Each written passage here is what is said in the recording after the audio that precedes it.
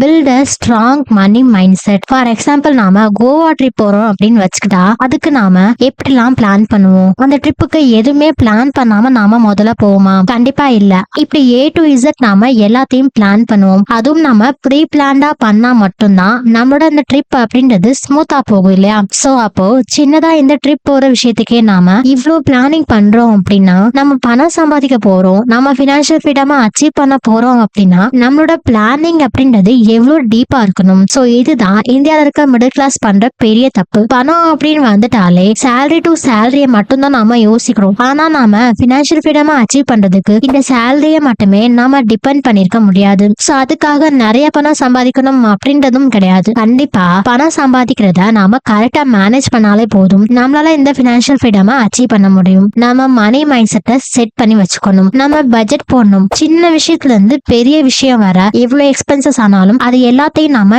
Calculate பண்ணணும். குறிப்பா சொல்லணும்னா இந்த டெக்னாலஜி வேர்ல்ட்ல நம்ம பேரண்ட்ஸ் போல நம்ம லைஃப் ஸ்டைல் ஃபுல்லா சம்பாதிக்கணும் அப்படின்றது கிடையவே கிடையாது. ஒரு 8 வருஷம் இல்ல ஒரு 10 வருஷம் நம்ம நல்லா சம்பாதிச்சாலே போதும். அதை நம்ம மேனேஜ் பண்ணி அந்த பணத்தை நாம நல்லா க்ரோ பண்ணாலே போதும். நம்மளால இந்த பினான்சியல் ஃப்ரீடமை அச்சீவ் பண்ண முடியும்.